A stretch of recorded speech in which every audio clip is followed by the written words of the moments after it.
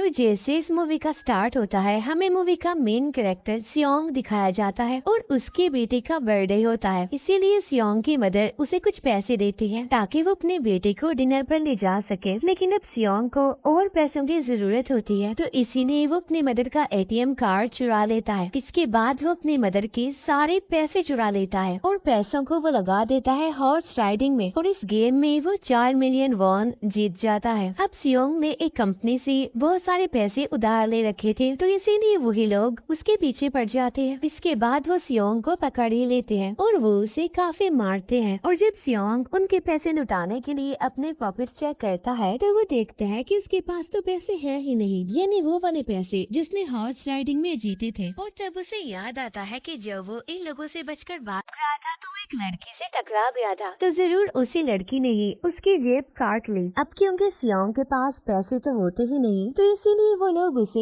1 महीने का और टाइम देते हैं जिसमें कि वो उनके पैसे लौटा दे। इसके बाद सियोंग कुछ पैसों का अरेंज करता है और अपने बेटे को डिनर पर ले जाता है। इसके बाद सियोंग जल्दी से स्टेशन पर पहुंचता है, लेकिन अनलकीली उसकी ट्रेन तो मिस हो गई थी। और जब सियोंग वहाँ पर बैठकर ट्रेन के आने का वेट कर रहा था कि तभी अचानक से उसके पास एक आदमी आता है, और ये अननोन पर्सन था, यानी सियोंग उसके बारे में कुछ नहीं जानता था। फिर वो अननोन पर्सन सियोंग को कहता है कि मैं तुम्हारे साथ एक गेम खेलना चाहता हूँ। वो सियोंग को कहता है कि अगर तुम इस गेम में जीत गए तो मैं तुम्हें 1 लाख वॉन दूंगा। तब इतने सारे पैसों का सुनकर सियोंग के गेम खेलने के लिए एग्री हो जाता है। इसके बाद सियोंग काफी मार खाने के बाद ही गेम जीत जाता है, यानी वो 1 लाख वॉन हासिल कर लेता है। इसके बाद वो अननोन पर्सन सियोंग को एक कार्ड देता है, ये कहते हुए कि अगर तुम और पैसे जीतना चाहते हो तो इस कार्ड पर जो नंबर लिखा हुआ है उस पर कांटेक्ट करना। इसके बाद सियोंग जब अपने घर जाता है तो उसकी मदर उसे कहती है कि तुम्हारी बेटी अगले साल अपने स्टेप फादर के साथ US में शिफ्ट हो रही है। यहाँ पर हमें ये पता चलता है कि सियोंग की डिवोर्स हो गई है और उसकी वाइफ ने दूसरी शादी भी कर ली है। लेकिन सियोंग कभी भी ये नहीं चाहता था कि उसकी बेटी उससे दूर जाए, लेकिन उसे बहुत सारे पैसे चाहिए होते हैं अपनी बेटी की कस्टडी वापस लेने के लिए, तो इसीलिए सियोंग उस कार्ड वाले नंबर पर कॉल करता है। इसके बाद सियोंग को एक गाड़ी में लाया जाता है जहाँ पर और भी लोग थे, लेकिन फिर उन सारे लोगों को बेहोश कर दिया जाता है। और जब उन सब लोगों की आंख खुलती है तो वो खुद को एक फैसिलिटी में पाते हैं जहाँ टोटल 456 लोग थे, और वो वहाँ पर एज अ प्लेयर थे क्योंकि उन सबको एक यूनिफॉर्म भी पहनाया हुआ था। इस फैसिलिटी का होस्ट लीडर एक आदमी था जो कि फ्रंट मैन था वहाँ पर, और वो सब पर नजर रख रहा था। अब यहाँ पर एक कॉमन चीज थी कि जितने भी लोगों को वहाँ पर लाया गया था उन सब ने कर्जे लिए हुए थे बहुत ज्यादा। सियोंग वहाँ पर प्लेयर नंबर 1 से मिलता है जो कि एक बूढ़ा आदमी था। उस बूढ़े आदमी को ब्रेन ट्यूमर था, यही वजह थी कि वो यहाँ पर आया था क्योंकि उसकी लाइफ तो वैसे भी खत्म ही होने वाली थी। इसके बाद वहाँ पर 2 प्लेयर्स जिनमें लड़के का नाम सैब्यूक और लड़की का नाम जेंग होता है, उनके बीच फाइट होती है। अब यहाँ पर सैब्यूक वही लड़की थी जो सियोंग के पैसे लेकर भाग गई थी, यानी उसी ने उसकी जेब कर दी थी। सियोंग तो उसे देखते ही पहचान लेता है, इसीलिए वो अपने पैसे मांगने के लिए उसके पास जाता है। तभी वहाँ पर कुछ गार्ड्स आ जाते हैं जिन्होंने पिंक कलर का यूनिफॉर्म पहना था और उनके फेस अच्छी तरह से कवर्ड थे। गार्ड्स उन सभी प्लेयर्स को बताते हैं कि तुम्हें यहाँ पर टोटल 6 गेम्स खेलनी होंगी और जो इस गेम का विनर होगा उसे बहुत सारे पैसे मिलेंगे।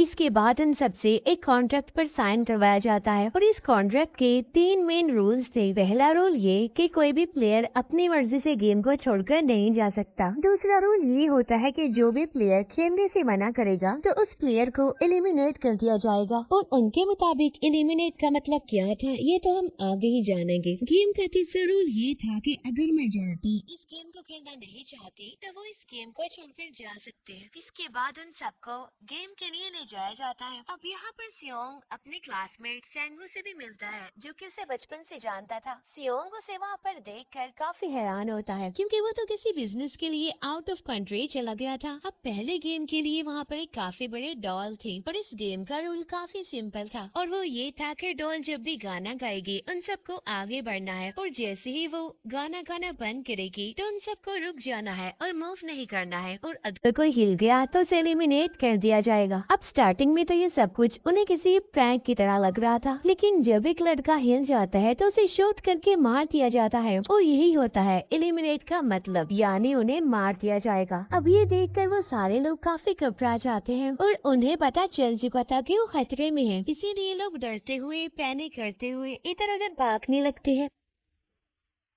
लेकिन अब क्योंकि गेम का रूल था, इसीलिए जो भी हिलता है उसे मार दिया जाता है और जितने भी सर्वाइवर होते हैं वो किसी न किसी तरह इस गेम को कंप्लीट कर ही देते हैं। लेकिन जो लोग मर जाते हैं उनके डेड बॉडीज को वहां से ले जाया जाता है और अब 456 प्लेयर्स में से सिर्फ 255 ही रह गए थे। अब क्योंकि वो सारे प्लेयर्स इतना ज्यादा डर जाते हैं कि अब कोई भी गेम खेलना नहीं चाहता था। लेकिन जैसा कि रूल नंबर 3 था कि अगर मेजोरिटी चाहे तो वो ये गेम स्किप कर सकती है, तो इसीलिए उनका लीडर यानी फ्रंटमैन वोटिंग करवाता है। लेकिन इससे पहले उन्हें प्राइज मनी दिखाई जाती है, यानी जो विनर को मिलेगी। लेकिन इन केस अगर कोई गेम को छोड़कर चला जाएगा तो ये सारे पैसे मरे हुए प्लेयर्स की फैमिलीज को मिल जाएंगे और ये prize money total 45 billion won होती है। इसके बाद वोटिंग करवाई जाती है जिसमें मेजोरिटी इस गेम को खेलना नहीं चाहती थी, तो इसीलिए गेम को यहीं पर स्टॉप कर दिया जाता है। लेकिन अगर कभी फ्यूचर में वो लोग चाहें तो इस गेम को रिज्वाइन कर सकते हैं। इसके बाद सभी लोगों को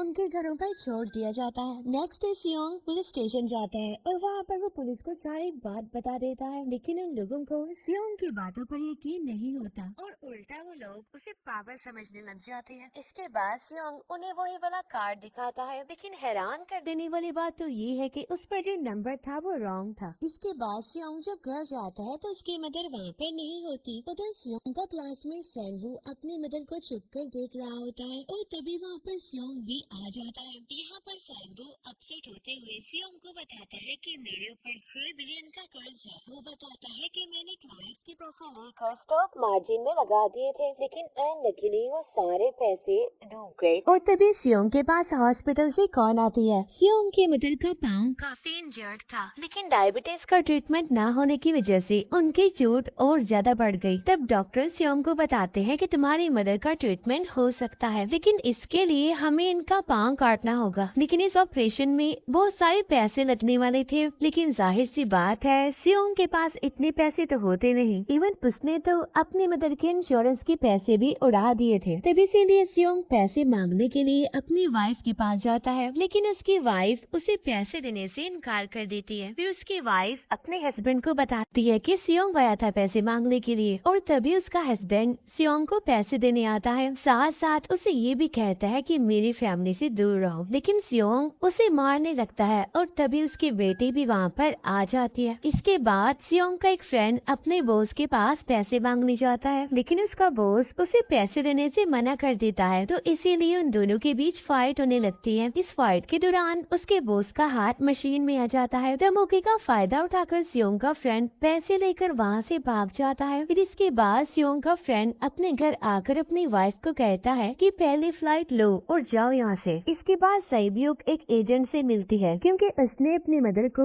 नॉर्थ एरिया से साउथ एरिया में लाना था। सैब्यूक वही लड़की जिसने सियोंग की जेब काटी थी, लेकिन यहाँ अपनी मदर को लाने के लिए सैब्यूक को बहुत सारे पैसों की जरूरत थी। अब सैब्यूक का एक छोटा भाई भी होता है जिससे उसने प्रॉमिस किया होता है कि मैं मदर को जरूर ले आऊंगी। इसके बाद हमें एक ऑफिसर दिखाया जाता है और इस ऑफिसर का भाई कुछ टाइम से मिसिंग था, इसीलिए वो ऑफिसर अपने भाई के घर जाता है, जहाँ उसे पता चलता है कि इसका भाई तो पिछले कुछ दिनों से अपने घर पर भी नहीं आया। और जब वो ऑफिसर घर को चेक कर रहा होता है तो उसे एक कार्ड मिलता है वहाँ पर, और इस ऑफिसर ने सेम ऐसा ही कार्ड पुलिस स्टेशन में सियोंग के पास भी देखा था, तो इसीलिए वो ऑफिसर सियोंग के पास जाकर उससे इस बारे में पूछता है, लेकिन सियोंग उसे कुछ नहीं बताता। इसके बाद सियोंग जब अपने घर जाता है तो उसे वो कार्ड दोबारा मिल जाता है वहाँ पर। अब सियोंग डिसाइड करता है कि वो दोबारा से उस गेम को ज्वाइन करेगा, इसीलिए सभी प्लेयर्स को एक शिप के पास ले जाया जाता है। इधर ही वो ऑफिसर भी गाड़ियों का पीछा करते हुए उस शिप तक आ जाता है। वो एक गार्ड को मारकर उसे पानी में फेंक देता है। इसके बाद उन सभी प्लेयर्स को एक आइलैंड पर मौजूद फैसिलिटी में लाया जाता है। अब यहाँ पर उन्हें जरा भी अंदाजा नहीं था कि अगला गेम कौन सा होगा और उसे कैसे खेला जाएगा। इसके बाद वो लोग अपनी अलग अलग टीम्स बना लेते हैं। रात को सैब्यूक और उसकी फीमेल फ्रेंड वॉशरूम जाते हैं। यहाँ पर सैब्यूक गार्ड्स की नजरों से बचते हुए उस फैसिलिटी को एक्सप्लोर करने लगती है। तभी वो देखती है कि गार्ड्स बड़े बड़े बर्तनों में कुछ बना रहे हैं। लेकिन अब क्योंकि गार्ड्स को शक हो जाता है तो ये गार्ड वॉशरूम्स को चेक करने के लिए आता है, लेकिन तब तक साइबियोक वापस आ चुकी थी। इसके बाद साइबियोक अपनी फीमेल फ्रेंड को सारी बात बता देती है जो उसने देखा था, लेकिन यहाँ पर सैंगवू उन दोनों की बातें सुन लेता है और वो इस बारे में साइबियोक से पूछता है, जिस पर साइबियोक बताती है कि वो बड़े बड़े बर्तनों में कुछ पका रहे थे। इसके बाद उन सभी प्लेयर्स को प्लेग्राउंड में लाया जाता है, जहाँ पर उनके सामने 4 शेप्स थी। 4 शेप्स में से उन्होंने किसी एक शेप को चूज करना था। अब यहाँ पर सैंगवू को पता चल जाता है कि गेम क्या है और क्या करना है हमें। सैंगवू सियोंग को बताता है कि सबने अलग अलग शेप्स को चुनना है। इसके बाद उन सभी को एक छोटा सा बर्तन दिया जाता है जिसमें की शेप्स बनी होती है। अब गेम उनकी ये होती है कि उन्होंने किसी तरह उस शेप को बाहर निकालना है बगैर डैमेज किए, लेकिन अगर शेप जरा से भी खराब हो गई तो उन्हें एलिमिनेट कर दिया जाएगा, यानी मार दिया जाएगा। अब यहाँ पर सैंगवू तो इजीली उस शेप को निकाल लेता है, लेकिन सियोंग इतना ज्यादा घबरा जाता है कि उसकी हालत खराब होने लगती है, लेकिन फिर वो किसी न किसी तरह करके इस गेम को भी जीत लेता है। इसके बाद उन सबको वापस से रूम में लाया जाता है। अब यहाँ पर 187 प्लेयर्स वापस आए थे, जिनमें से अब सिर्फ 108 ही रह गए थे। इसके बाद उन सबको खाने के लिए ले जाया जाता है, लेकिन खाने की वजह से जैंग की एक लड़के से फाइट हो जाती है, जहाँ पर जैंग उस लड़के को इतना ज्यादा मारता है कि वो मौके पर ही मर जाता है। इधर ही हम देखते हैं कि उन प्लेयर्स में से एक डॉक्टर होता है जो गार्ड्स के साथ मिलकर मरे हुए लोगों के ऑर्गन्स निकाल कर उन्हें चाइनीज को बेचने का काम करता है। इसीलिए जब भी डेड बॉडीज को ले जाया जाता है तो वो डेड बॉडीज को गायब कर लेते हैं, क्योंकि ये सब कुछ एक प्लान के अकॉर्डिंग चल रहा था, क्योंकि ये सारा कुछ फ्रंट मैन से छुप कर हो रहा था। यही वजह थी कि कंट्रोल रूम में भी उन्होंने अपना ये एक आदमी बिठाया हुआ था जो कि लोगों की सारी वीडियो फुटेज डिलीट कर देता था, और गार्ड्स तो डॉक्टर को गेम के बारे में पहले ही बता देते थे ताकि वो सरवाइव कर सके। यहाँ पर एक गार्ड उसी प्लेयर डॉक्टर को बताता है कि आज हमने प्लेयर्स को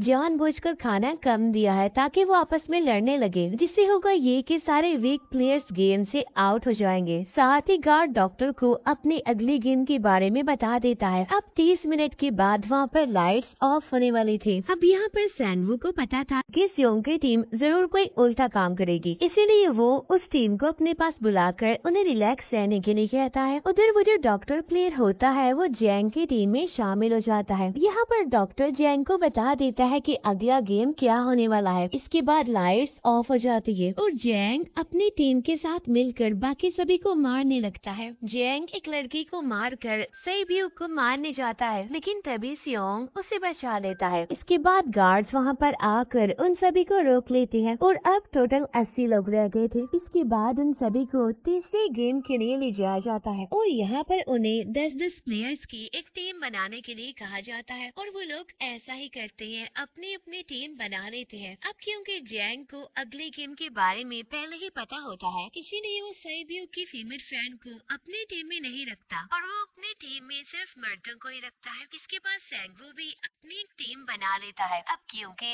उन्हें एक प्लेयर की जरूरत थी, तो इसीलिए साइबियोक की फीमेल फ्रेंड उनके टीम में शामिल हो जाती है, और ये गेम असल में टग ऑफ वॉर का होता है, यानी उन्होंने अपने सामने वाली टीम को नीचे गिराना था। इसके बाद गेम स्टार्ट हो जाती है और जैंग की गेम बड़ी आसानी से इस गेम को जीत लेती है। इसके बाद बारी होती है सैनवू की टीम की। तो प्लेयर नंबर 1 यानी वो बूढ़ा आदमी कहता है कि मैंने अपनी जिंदगी में बहुत सारी टग ऑफ वॉर्स खेल रखी है, इसीलिए वो उन सबको गाइड करता है कि इस गेम को कैसे जीतना है।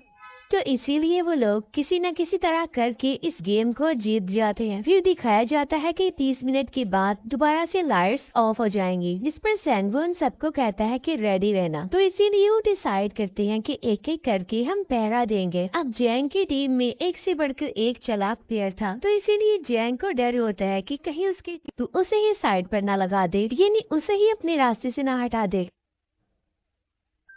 दूसरी तरफ डॉक्टर और गार्ड्स मिलकर डेड बॉडी के ऑर्गन्स निकाल रहे होते हैं और इन ऑर्गन्स को डिलीवर करने जाना था गार्ड नंबर 28 एंड 29। तब वो सभी एक डेड बॉडी के बारे में बातें करने लगती हैं जिसकी सिर्फ एक किडनी थी और वो उसे ज़ॉम्बी कह रहे थे। अब यहाँ पर जो गार्ड नंबर 29 था, यानी जिसने वो ऑर्गन्स डिलीवर करने जाने थे, वो कोई और नहीं बल्कि वो ऑफिसर था जो गार्ड के बेस में वहाँ पर आया था। और ये सब बातें सुनकर उसे शक होता है कि शायद ये लोग मेरे भाई की बात कर कर रही है क्योंकि उसकी भी एक ही किडनी थी। इसके बाद नंबर 28 और 29 यानी वो ऑफिसर ऑर्गन को डिलीवर करने के लिए चले जाते हैं। रास्ते में वो ऑफिसर नोटिस करता है कि टनल में तो बॉम्ब लगा हुआ है। तब नंबर 28 उसे बताता है कि जब हम यहाँ से बाहर निकलेंगे तो इस जगह को ब्लास्ट कर दिया जाएगा। अब यहाँ पर वो ऑफिसर नंबर 28 से और इन्फॉर्मेशन लेने की कोशिश करता है, इसीलिए नंबर 28 को उस पर डाउट होने लगता है। इसीलिए वो उस ऑफिसर को अपना फेस दिखाने के लिए कहता है। अब यहाँ पर वो ऑफिसर अपना फेस भी दिखा देता है, साथ साथ वो नंबर 28 पर गन पॉइंट भी कर देता है। साथ साथ वो ऑफिसर उससे एक किडनी वाले आदमी के बारे में पूछता है कि वो कौन है जिसे तुम ज़ॉम्बी कहते थे, जिस पर वो नंबर 28 उससे कहता है कि वो तो एक लड़की थी। अब यहाँ पर नंबर 28 उस ऑफिसर को कहता है कि तुम लीडर के रूम में जाकर सारी इंफॉर्मेशन देख सकते हो, वहाँ पर सबका डाटा है। ये जानने के बाद वो ऑफिसर नंबर 28 को मार डालता है। उधर वो डॉक्टर गार्ड से अगले गेम के बारे में पूछता है, लेकिन इस बार गार्ड्स को भी अगले गेम के बारे में पता नहीं होता। तब इसीलिए डॉक्टर को गुस्सा आ जाता है और वो एक गार्ड को पकड़ लेता है और उनकी फाइट होने लगती है। इसी फाइट में डॉक्टर उस गार्ड को मार कर वहाँ से भाग जाता है। इसके बाद एक गार्ड भी उसका पीछा करता है और वो दोनों प्लेग्राउंड में आ जाते हैं। यहाँ पर गार्ड डॉक्टर को अपनी बातों में फंसा कर उसे मारने वाला होता है, लेकिन तभी लीडर इन्हीं फ्रंटमैन आकर उसे मार डालता है और बाद में वो उस डॉक्टर को भी मार डालते हैं। साथ साथ इन्हीं वहीं पर नंबर 28 की डेड बॉडी भी मिल जाती है, जिससे इन्हें ये पता चल जाता है कि फैसिलिटी में कोई घुस गया है। उधर वो ऑफिसर लीडर इन्हीं फ्रंटमैन के रूम तक पहुंच जाता है। तो वो चेक करते करते एक ऐसे रूम में जाता है जहाँ पर सबके रिकॉर्ड्स थे, और जब वो ऑफिसर रिकॉर्ड चेक कर रहा होता है तो उसे सभी विनर्स की एक लिस्ट मिलती है, जिसमें उसके भाई का भी नाम था, यानी वो भी कभी विनर था। उधर सभी प्लेयर्स को 4th गेम के लिए ले जाया जाता है, जहाँ पर उन सबको अपना अपना पार्टनर चुनने के लिए कहा जाता है, और वो प्लेयर्स करते भी ऐसा ही है, अपना अपना पार्टनर चुन लेते हैं। सईब्यूक की फीमेल फ्रेंड भी अपना पार्टनर ढूंढने की कोशिश करती है, लेकिन कोई भी उसका पार्टनर बनने को तैयार ही नहीं था। इसके बाद सभी प्लेयर्स को 10-10 मार्बल्स दिए जाते हैं। असल में ये गेम ऐसी होती है कि एक प्लेयर को अपने पार्टनर से सारे मार्बल्स लेने होते हैं बगैर कोई जोर जबरदस्ती किए, और जो दूसरा पर्सन होगा यानी जिसके पास मार्बल्स नहीं होंगे उसे मार दिया जाएगा। ये सैंगवू और सियोंग का फ्रेंड ऑड और इवन का गेम खेलते हैं, जिसमें कि उन्होंने गेस करना था कि सामने वाले के हाथ में कितने मार्बल्स हैं। अब यहाँ पर सियोंग का फ्रेंड सैंगवू के सारे मार्बल्स जीत जाता है, जिसकी वजह से लास्ट में सैंगवू के पास सिर्फ एक ही मार्बल बचता है। अब क्योंकि सैंगवू को पता चल चुका था कि अब वो बच नहीं पाएगा, इसीलिए वो सियोंग के फ्रेंड को अपने बातों में फंसा कर उसे ये यकीन दिलाता है कि अगर हम में से कोई भी हार गया तो हारे हुए लोगों का मैच दोबारा करवाया जाएगा। अब यहाँ पर सैंगवू धोखे से सियोंग के फ्रेंड के सारे मार्बल्स चेंज कर देता है। इसके बाद सैंगवू मार्बल्स लेकर गार्ड को दे देता है और वहाँ से बाहर चला जाता है, और जब सियोंग का फ्रेंड मार्बल्स चेक करता है तो वहाँ पर पत्थर होते हैं। उधर प्लेयर नंबर 1 यानी इस बुरे आदमी की हालत खराब हो रही थी, इसीलिए वो तो इधर उधर घूम रहा था, लेकिन सियोंग किसी तरह उसे खेलने के लिए एग्री कर लेता है। अब यहाँ पर वो दोनों इन्हें वो बुरा आदमी और सियोंग भी इवन आउट खेलते हैं।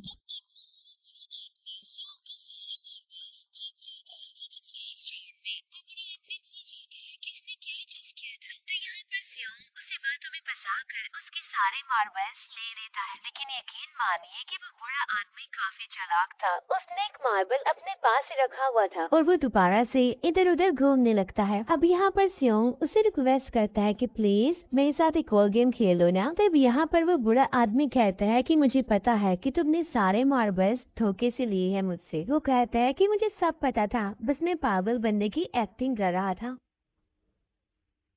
तभी सुनकर सियोंग को उस पर तरस आ जाता है और वो उसे ही सारे मार्बल्स दे देता है। उसके बाद सईब्यूक और उसकी फीमेल फ्रेंड भी गेम खेल रही होते हैं। उनकी गेम ये होती है कि जो मार्बल्स को दीवार के ज्यादा करीब फेंकेगा वही जीतेगा। पहले सईब्यूक अपने मार्बल्स फेंकती है, लेकिन जब सईब्यूक की फ्रेंड की बारी आती है तो वो अपने सारे मार्बल्स फेंक देती है। लेकिन जब सईब्यूक ये देख लेती है तो वो अपने फ्रेंड को दोबारा फेंकने के लिए कहती है, जिस पर उसकी फ्रेंड कहती है कि नहीं सईब्यूक, मैं बिल्कुल अकेली हूँ, मेरे पीछे तो कोई भी नहीं है, लेकिन अगर तुम्हें कुछ हो गया तो ये अच्छी बात नहीं है। तुम्हारे पीछे तुम्हारा छोटा भाई है, तुम्हारा वेट कर रहा है और इसी वजह से सईब्यूक की फ्रेंड को मार दिया जाता है। इसके बाद उन सब की डेड बॉडीज को वहाँ से ले जाया जाता है। इसके बाद वो सब वापिस से रूम में आ जाते हैं। यहाँ पर जैंग देखता है कि सईब्यूक की वो वाली फ्रेंड तो अभी तक जिंदा है, जो कि बड़ी आराम से बैठी हुई थी। अब यहाँ पर हमें पता चलता है कि सईब्यूक की ये वाली फ्रेंड जैंग की भी फ्रेंड थी, लेकिन अब क्योंकि उन दोनों के बीच किसी बात को लेकर क्लैश चल रहा था, तो इसीलिए जैंग की वो फ्रेंड उसे बुली करने लगती है। इसके बाद फ्रंटमैन को एक डेड बॉडी के पास उस ऑफिसर का आईडी कार्ड मिल जाता है। तभी फ्रंटमैन को पता चलता है कि उसके सारे वीआईपीज आ चुके हैं, तो इसीलिए फ्रंटमैन उन्हें लेने के लिए चला जाता है। फिर सारे वीआईपीज को उनके रूम में लाया जाता है। इसके बाद फ्रंटमैन वीआईपीज के आने के बारे में एक और आदमी को जाकर बताता है और यही आदमी मेन होता है। और ये कौन होता है हम ये आगे जानेंगे। फिर नेक्स्ट डे उन सबको 5वें गेम के लिए लाया जाता है, जहाँ पर 1 से लेकर 16 तक नंबर पड़े होते हैं और वो सभी प्लेयर्स अपना अपना नंबर ले लेते हैं। नंबर का मतलब ये था कि जो नंबर भी एक प्लेयर पर आएगा उसके मुताबिक ही उसकी बारी आएगी। अब यहाँ पर लास्ट में पहला और आखिरी नंबर रह जाता है, यानी 1 और 16। तो यहाँ पर सियोंग कंफ्यूज हो जाता है कि उसे कौन सा नंबर चूज करना चाहिए। अगर उसने पहला नंबर लिया तो वो फंसेगा और मरेगा, क्योंकि उसे नहीं पता कि गेम क्या है। और अगर लास्ट नंबर लेगा तो क्या पता उसकी बारी ही ना आए, टाइम कम रह जाए। और तभी वहाँ पर एक आदमी आ जाता है और वो सियोंग को कहता है कि मुझे पहला नंबर चाहिए, क्योंकि मैं अपनी जिंदगी में कभी भी फर्स्ट नंबर पर नहीं आया। फिर इसके बाद उन्हें गेमिंग रूम में लाया जाता है। अब इस गेम का रूल ये होता है कि दिए हुए टाइम में उन्हें ब्रिज की दूसरी साइड पर जाना है। अब इसके बीच में 2 तरह के ग्लास लगे होते हैं, एक तो होता है आम ग्लास और एक होता है टेम्पर्ड ग्लास। आम ग्लास पर पाँव रखते ही वो टूट जाएगा और वो लोग नीचे गिर जाएंगे। इसके बाद गेम स्टार्ट हो जाता है और वो लोग एक एक करके मरने लगते हैं। फिर एक टाइम ऐसा आता है जब जैंग सबके सामने होता है और वो आगे ही नहीं बढ़ रहा होता। अब उनके पास एक ही रास्ता था, या तो वो आगे जाए या सारे ही मर जाएं। और तभी जैंग के सामने उसकी वही फ्रेंड आ जाती है जो उसे बुली कर रही थी और वो जैंग को कहती है कि मैंने तुम्हें कहा था कि जिस दिन तुमने मुझे धोखा दिया मैं तुम्हें मार दूंगी। इसके बाद वो जैंग को पकड़ लेती है और उसे लेकर नीचे कूद जाती है, जिसकी वजह से उन दोनों की मौत हो जाती है। और वहाँ पर एक आदमी था जो कि ग्लास कंपनी में काम करता था और उसे पता था कि टेम्पर्ड ग्लास कौन सा है, लेकिन जब फ्रंटमैन को इस बात का पता चल जाता है तो वो लाइट्स ऑफ करवा देता है ताकि वो ग्लास को पहचान ही न पाए। अब लास्ट में एक ही स्टेप बचता है और उनके पास तो टाइम ही नहीं था, इसीलिए सैंगो उस आदमी को धक्का दे देता है। तो यहाँ पर सैंगो, सियोंग और सईब्यूक ब्रिज को पार कर लेते हैं, लेकिन ग्लास टूटने की वजह से उन्हें काफी चोट लग जाती है, खास तौर पर सईब्यूक को।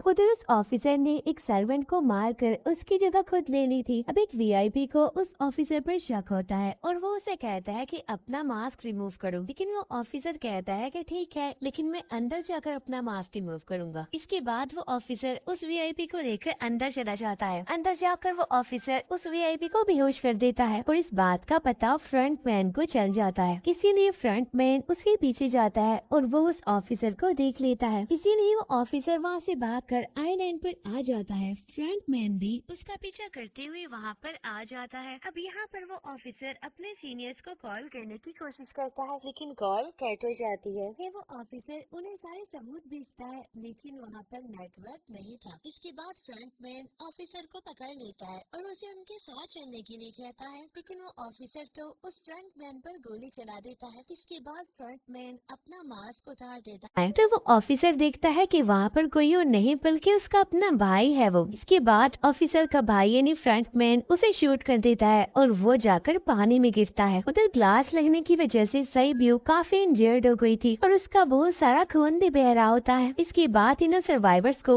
डिनर के लिए ले जाया जाता है और उनके पास एक एक नाइफ भी रख दिया जाता है, मतलब रात में उन तीनों में से कोई भी एक दूसरे को मार देगा। तभी सियोंग नोटिस करता है कि सईब्यूक की हालत काफी खराब है, इसीलिए वो सईब्यूक को कहता है कि फिक्र मत करो, चलो हम दोनों साथ हैं और इस गेम में हम दोनों मिलकर सैंगवू को हरा देंगे। इसके बाद हम दोनों यहाँ से बाहर निकल जाएंगे और पैसों को आधा आधा डिवाइड कर लेंगे। सही भी उसे बताती है कि मेरा एक छोटा भाई है जिसे मैं ऑर्फनेज में छोड़कर आई हूँ, और अगर हम दोनों में से कोई भी जिंदा बचकर बाहर जाएगा तो उसे उन दोनों की फैमिलीज का ख्याल रखना होगा। अब सईबियो की हालत काफी खराब थी, उसे डॉक्टर की जरूरत थी, इसीलिए सियोंग वही मदद लाने के लिए जाता है। लेकिन जब तक वो वापस आता है तब तक सैंगवू सईबियो को मार चुका था। फिर नेक्स्ट डे उन दोनों को गेम नंबर 6 यानी लास्ट गेम के लिए ले जाया जाता है। गेम का रूल बड़ा ही सिंपल था कि मार दो या मर जाओ, और इस गेम का नाम होता है स्क्विड गेम। इसके बाद गेम स्टार्ट हो जाती है और उन दोनों के बीच काफी फाइट होती है, लेकिन लास्ट में सैंगवू की हालत खराब होने लगती है। तभी सियोंग कहता है कि मैं इस गेम को रोकना चाहता हूँ, और तभी सियोंग सैंगवू को उसके साथ चलने के लिए कहता है, लेकिन सैंगवू तो अपने आप को ही मार डालता है, जिसकी वजह से सियोंग गेम जीत जाता है। फिर फ्रंट मैन सियोंग को कहता है कि तुम बहुत अच्छा खेले, लेकिन मुझे इसकी उम्मीद नहीं थी। इसके बाद सियोंग को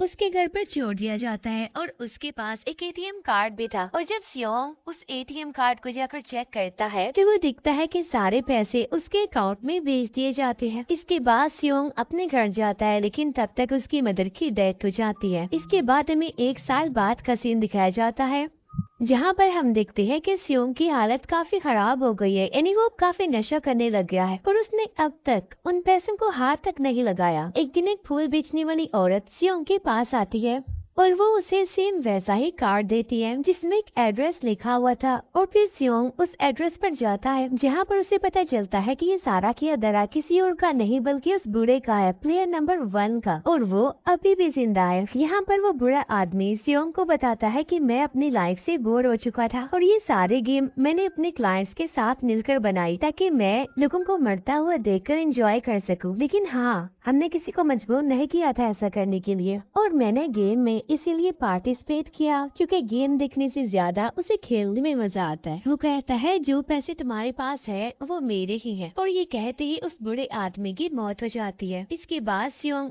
सईबियो के छोटे भाई के पास जाता है और उसे लेकर वो जाता है सैंगवू की मदर के पास, और वो सैंगवू की मदर को कहता है कि इस बच्चे का ख्याल रखना। साथ साथ वो उसे एक बैग भी देता है जिसमें बहुत सारे पैसे होते हैं। इसके बाद सियोंग स्टेशन पर जाता है, जहाँ पर उसे वही अननोन पर्सन मिलता है जो कि उसे मूवी के स्टार्ट में भी मिला था। यहाँ पर सियोंग उसका पीछा भी करता है, लेकिन तब तक वो भाग चुका था। फिर सियोंग उस कार्ड वाले नंबर पर कॉल करता है और वो पूछता है कि तुम लोग कौन हो और लोगों के साथ ऐसा क्यों कर रही हो, क्यों खेल रही हो लोगों की जिंदगी से। लेकिन आगे से उसे रिस्पॉन्स आता है कि सियोंग, अगर तुमने जिंदा बचना है तो प्लेन में चढ़ जाओ। और इसी के साथ ही मूवी यहीं पर एंड हो जाती है। Thank you for watching.